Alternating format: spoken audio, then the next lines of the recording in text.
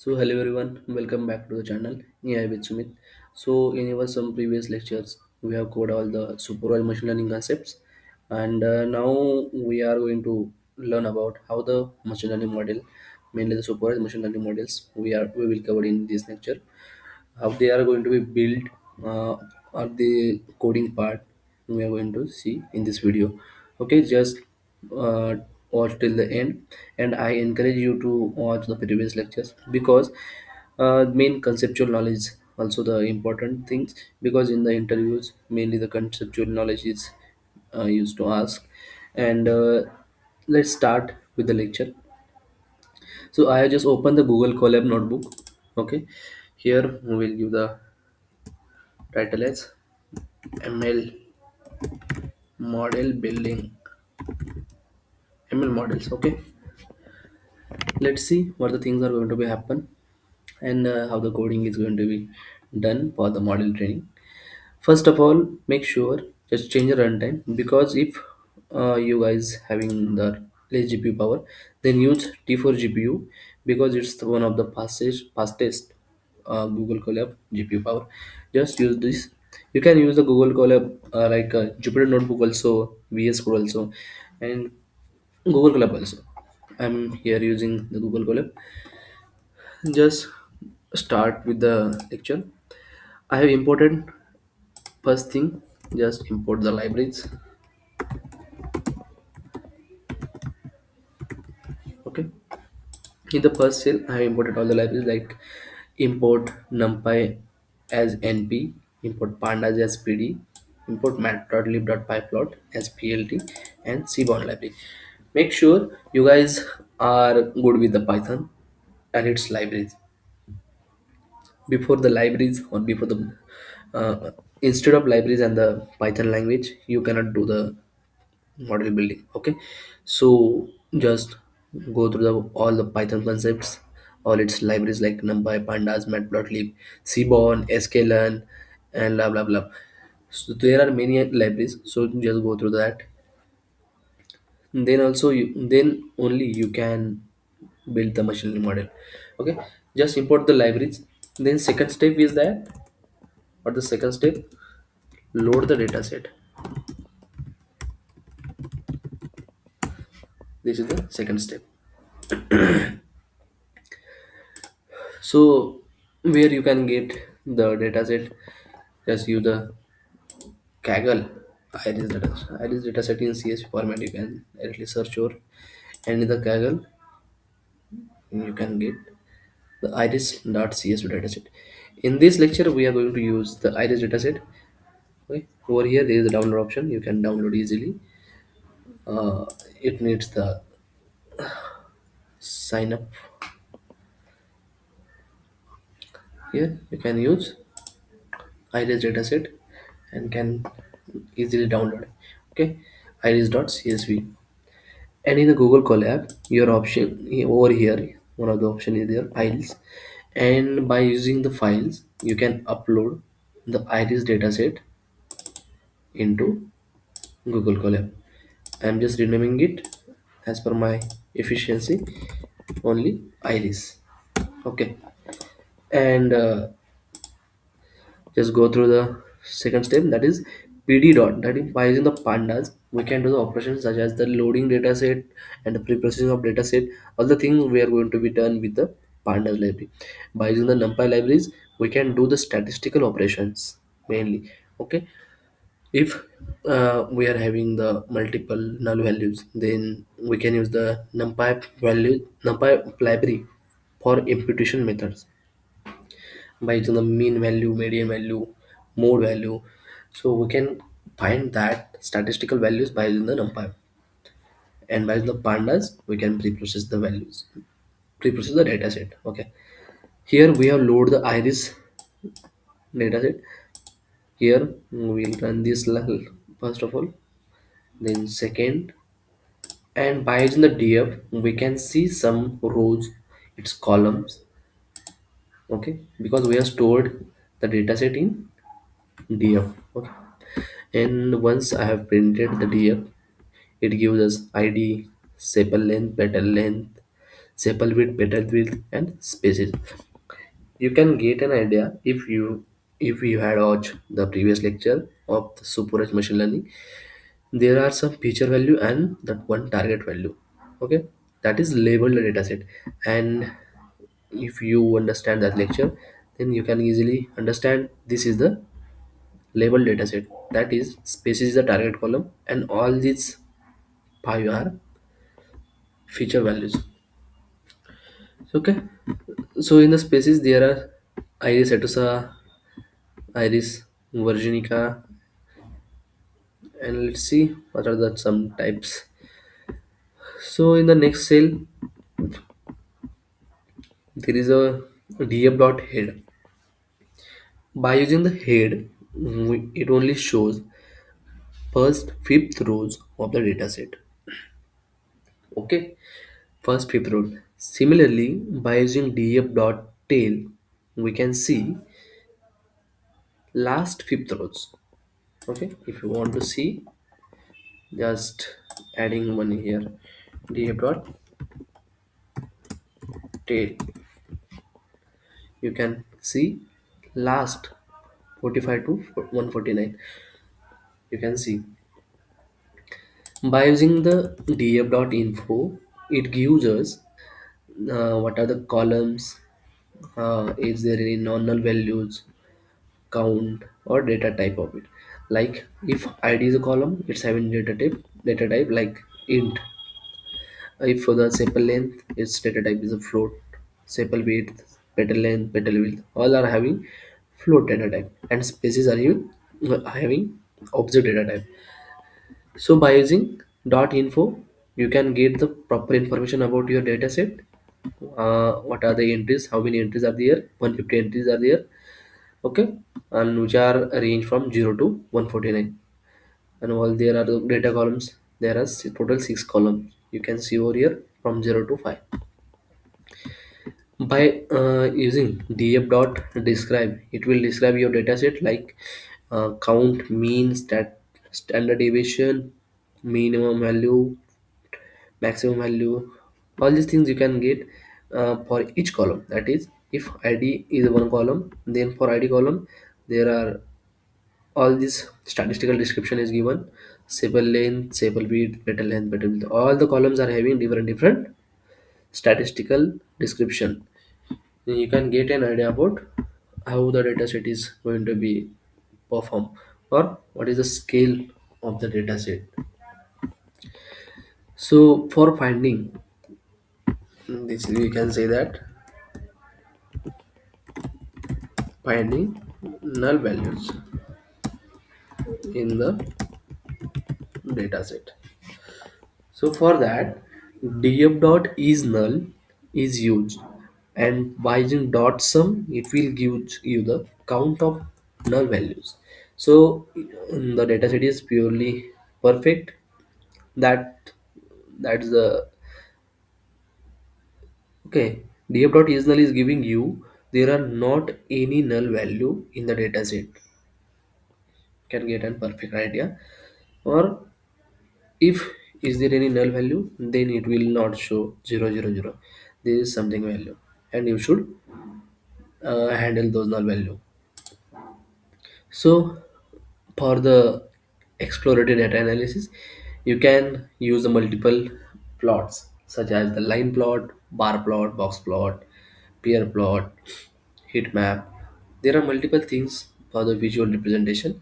So in this lecture, I use only the peer plot because it will shows you uh, the visuals for each column with all each others.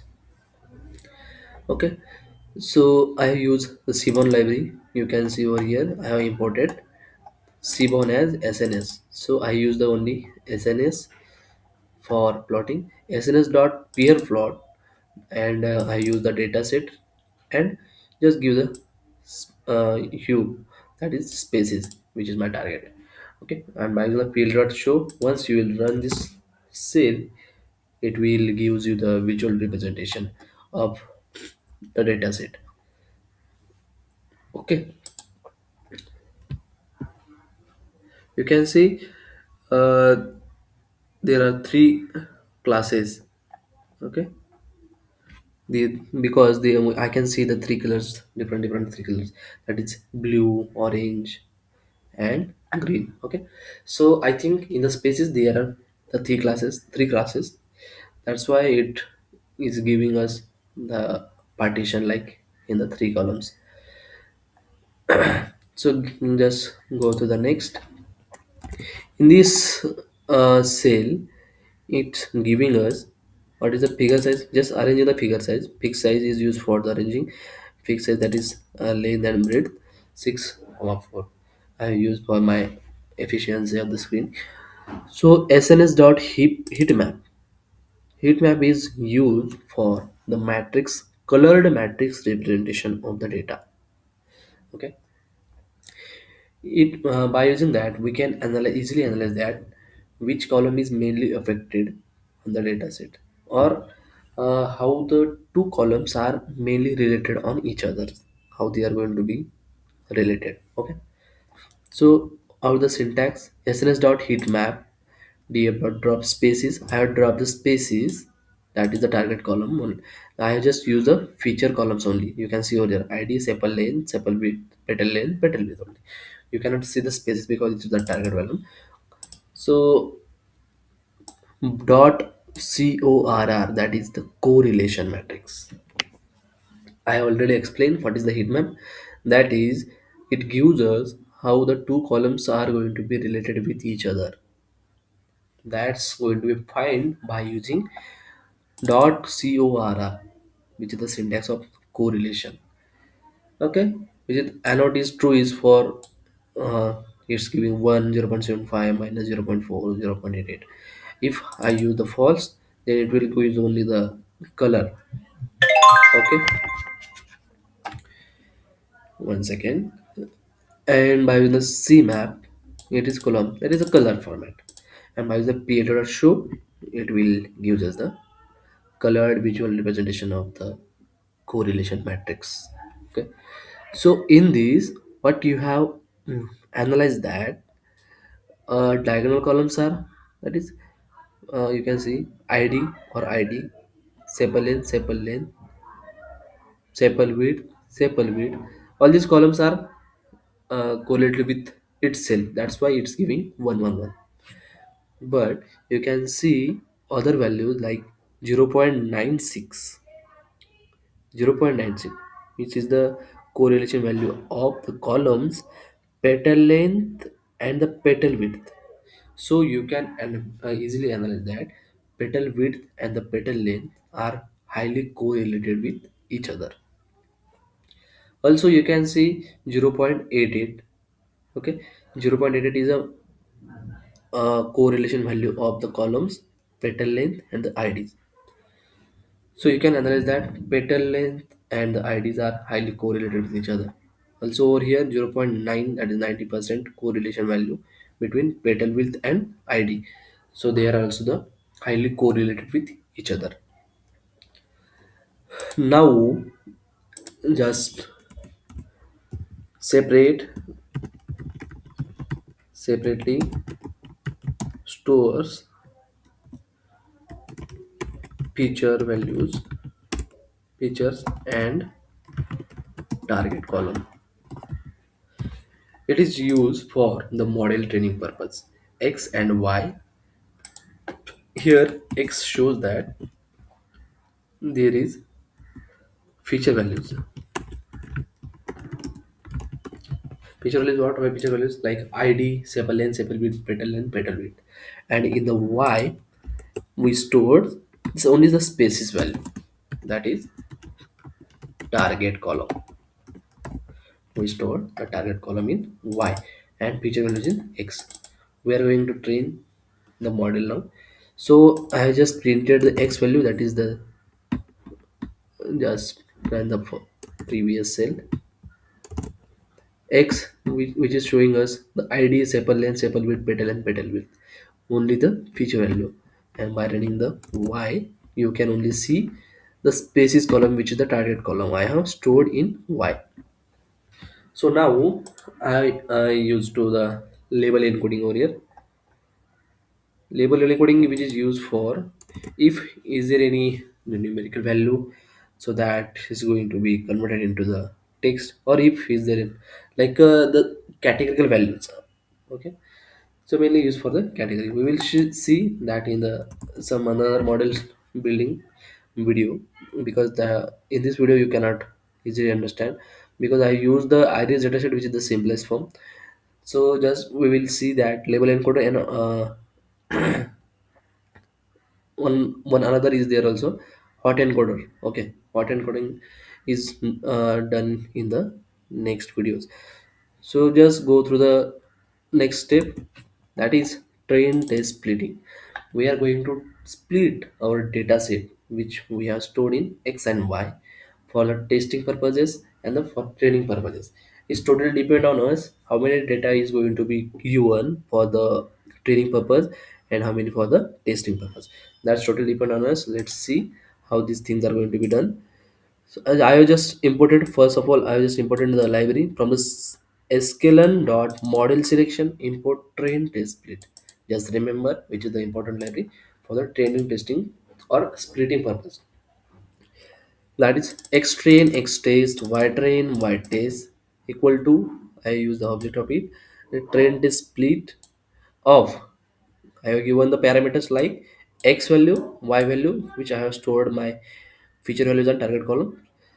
And this is most important thing, it's totally depend on us how many size is going to be given for the test size. I going given only the 20% of the data for the testing and 80% of data for the training purpose. It's totally depend on us, we can do 70/30 also, 60/40 also.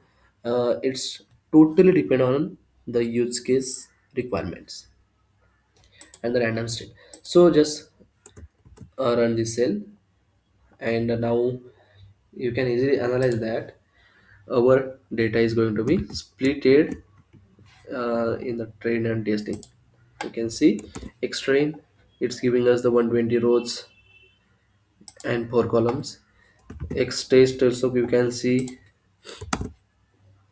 is giving us 20% of the data. Y test also you can see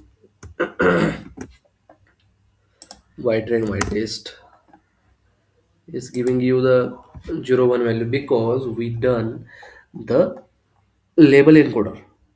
If the species column or target column having iris setosa, iris virginica, or all the things, there are three columns. So it's done the label encoding. Okay, by using the label encoding, it have converted this text into the categorical form, that is 0101. Okay, maybe there are 0 1 or 2, because there are three classifiers, three classes.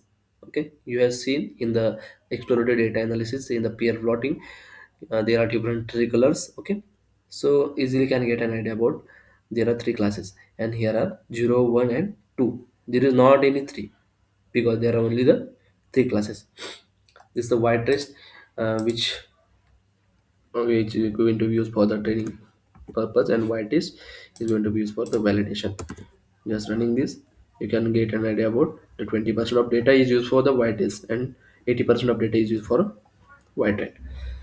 So just see over here, standard scalar. Standard scalar is mainly used for in the data set if any other or any column, any row having the high scaling.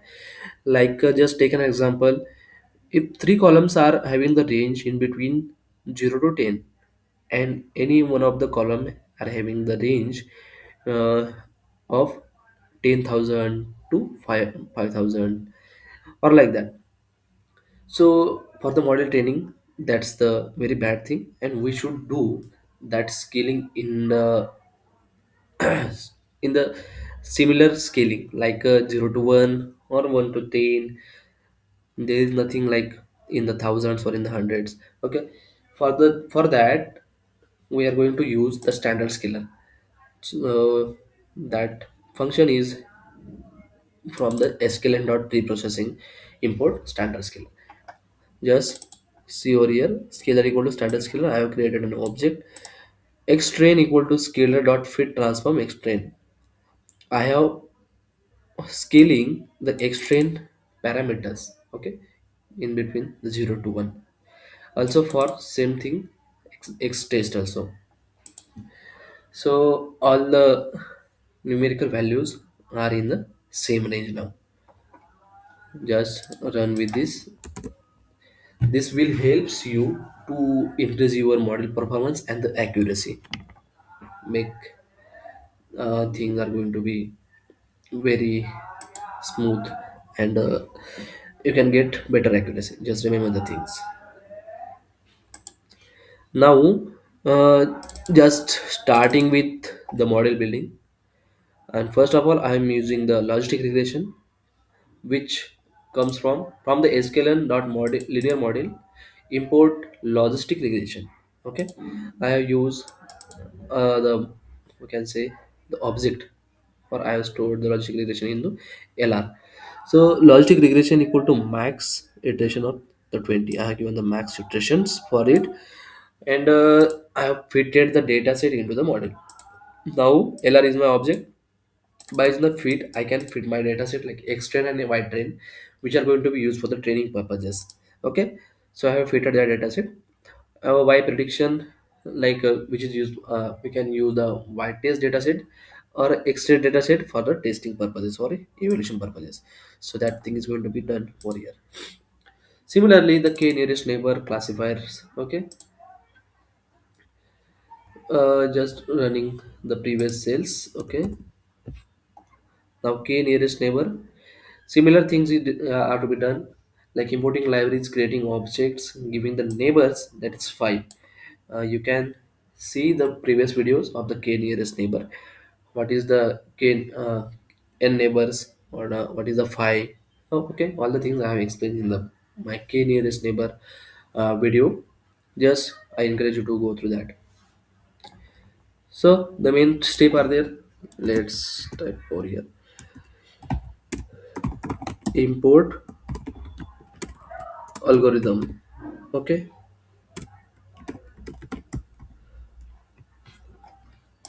Second step, creating object or load algorithm. We can say load the model. Yeah, algorithm is the best word. Then fit the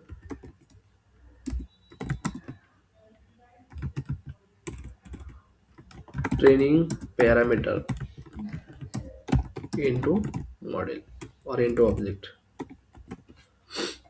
And lastly, evaluate model.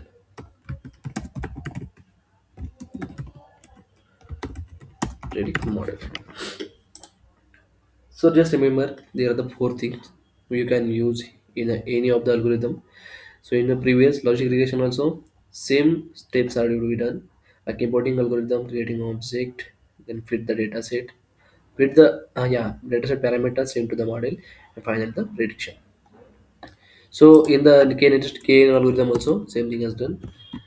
In the decision tree classifier also same thing as done. Okay, just the parameters are different. That is random state over here, the K neighbors. So they are the different, little bit different things. Maybe they are the parameter. So here I have loaded decision tree classifier, creating the object, fit the data set, and make the prediction of it. Here random forest classifier. What are the random forest classifier? Just go through the previous videos. If you are not know about random forest classifier, just go through the previous video I have recorded. Random forest classifier also. Okay. Over here also I have done the same thing, loading the importing the libraries, loading the data set, or creating object, and estimators I have given, and the random state. Prepared the data set and the predicted. Over here, support vector machine are having the library like import sklearn dot svm, import svc, creating importing library, creating it. And what is kernel? I explained in my video what are the kernel, what are going to be used for it. There are two types, like linear, non-linear. Non-linear having the three types of kernel. That is polynomial kernel, RBC kernel. Okay, just go through that video so you can get a better idea. This is the coding part only. Okay, SVM then feed the data and predicted it. And finally, we are going to see the accuracy of each and every model which we have trained. Logistic regression, KNN, decision tree, random function, superconductor machine. Just see over here the library which is needed for checking the accuracy score. That is from SQL matrix import accuracy score. I have written for logistic regression, that is accuracy of y test and y prediction. For the KNN, that is accuracy score of y test and y prediction. For the decision tree, accuracy score of y test and y prediction. For random forest, accuracy score of y test and y prediction. And for the SEO, same thing. If I will run this, then it will show me the accuracy. What is 1.0? That is a 100% of accuracy we achieved for the logistic regression. That's the great thing. Okay. For the KNN also, we have achieved the 100% of accuracy of the model. For the decision tree also 1.0, 1.0, and for SVM, that is support vector machine, we have achieved the 96% of accuracy, approx 97% accuracy, which is slightly less than the other models. So likewise, you can see which model is best fit for your data set, for your use case, and likewise go to all these model. You can choose the KNN, you can choose decision tree, random forest for your use case. Okay, so you can clearly analyze that multiple models are giving the 100% accuracy for the iris dataset.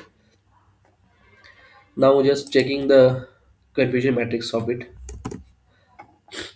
Confusion matrix is going to show that like your errors. Okay, if any value is actually the 5, then what you have predicted it, whether it will be 5 predicted or even any other value. Okay, so same thing is done over here, what is actual and predicted, and the graph is showing like that. So over here, if the color is dark, then you can see if actual 2, actual 2 having value 11 and predicted having also 2 value 11, then that is the clearly analyzed. So that's why confusion matrix gives you the, is there any confusion in between the model building or not. It's giving you the errors, what the actual things are and what is the predictor things are. That all things are going to be different over here. So just for testing our model, I have used over here, which is the sample. Okay, sample. I have created my own sample, and I use the scaling for that because it will be in a similar scaling. And prediction, I use the random forest algorithm (RF) and just predict the sample. So what it will be predicted as for the given sample, predicted as the zero. Predicted as zero. What will be the name of it? It may be the Iris setosa. Iris setosa. So make sure. I think you guys are having the clear idea right now how the model building is going to be done. That is importing libraries, loading data set, pre-process the model, then exploratory data analysis for the visual purpose, then correlation matrix by the heat map, then splitting of the features and the target column, then label encoding, that is scaling purpose, then trend split, and finally fit the model for your splitting the data. And the last step is checking the accuracy or checking your model performance. So that's it for the model building of the machine learning. There is nothing in the rocket science in it, but you should be perfect in the Python and its libraries.